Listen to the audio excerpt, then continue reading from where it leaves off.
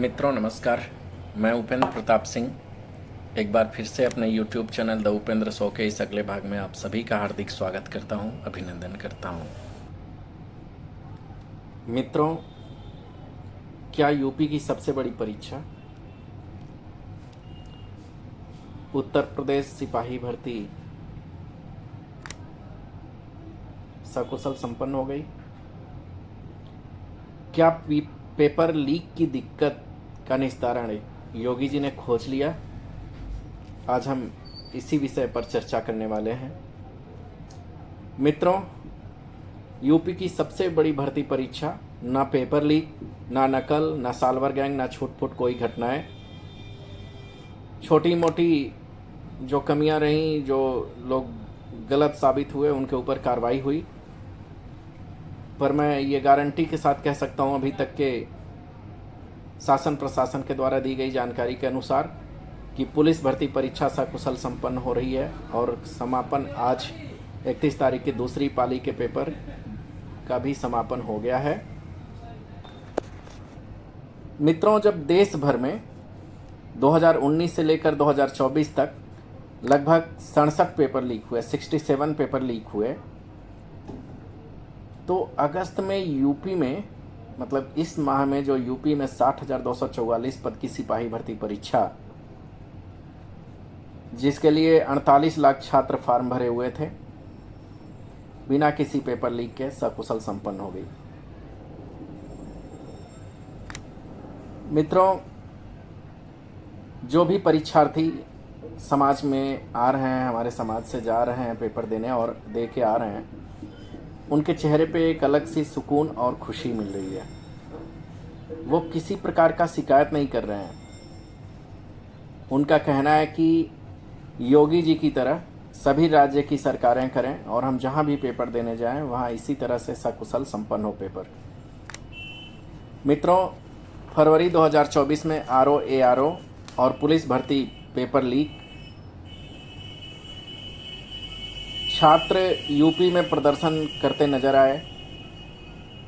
छात्रों की, परीक्षार्थियों की मांग पर पेपर लीक रोको, नौकरी दो, पेपर लीक माफिया पर एक्शन करो। सरकार ने उसे अपने हाथों में लिया और जो भी गुनाहगार थे सबके ऊपर कार्रवाई हुई। और विपक्ष ने भी न जाने कितने तमाम सवाल उठाए सरकार पर। सरकार ने उसे न केवल सीख ली बल्कि एक ऐसी मिसाल प्रस्तुत की कि और राज्य के सरकारें भी उसका अनुसरण करने पे मजबूर होंगी। मित्रों, मुझे याद है कि उत्तर प्रदेश के मुख्यमंत्री योगी आदित्यनाथ जी ने विधानसभा में या किसी मंच से इन्होंने एक बात कही थी यूपी पुलिस भर्ती परीक्षा निरस्त होने के बाद, कि पेपर माफिया न घर के रहेंगे न घाट के, हम बहुत बड़ी कार्रवाई करेंगे और वो कार्रवाई ऐसी होगी कि नज़ीर बनेगी।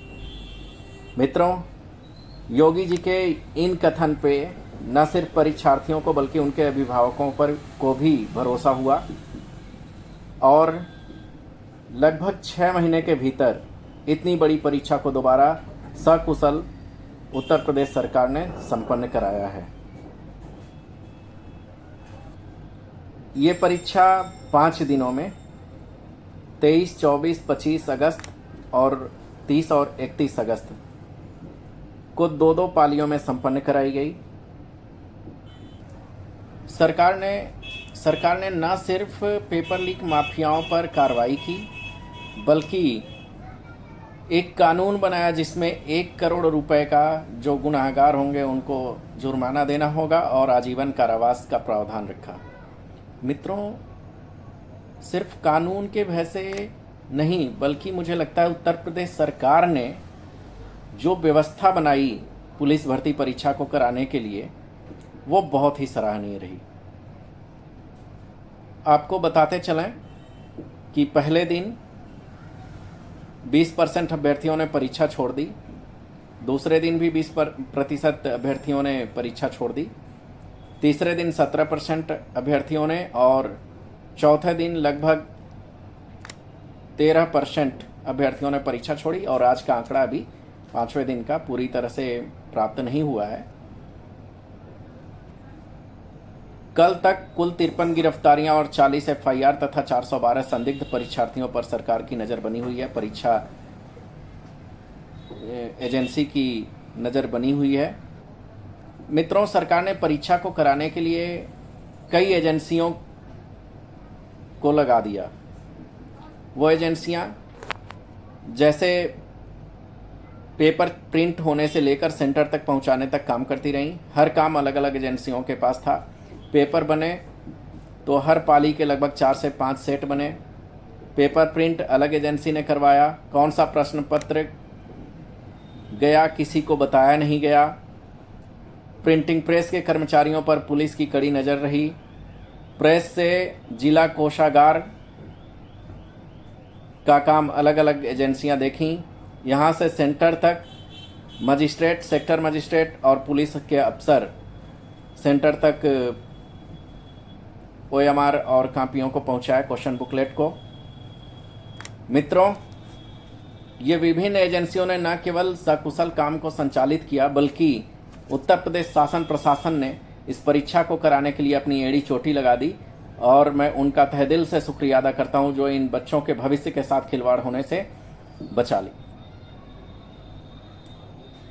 एक बार फिर से मैं उत्तर प्रदेश सरकार, आदरणीय मुख्यमंत्री योगी आदित्यनाथ जी को सहृदय धन्यवाद दूंगा, जिन्होंने इतनी बड़ी परीक्षा को इतने सरलतापूर्वक और सुगमतापूर्वक संपन्न कराया, जिससे न केवल परीक्षार्थियों में बल्कि उनके परिवार और आसपास के राज्यों में भी इसका असर पड़ा है और लोग आपकी इस परीक्षा के मॉडल को, आइडिया को अदर राज्य के मुख्यमंत्री भी संचालित करेंगे। मुझे इतना विश्वास है। इसी के साथ मैं अपनी वाणी को विराम देता हूं। मित्रों, नमस्कार।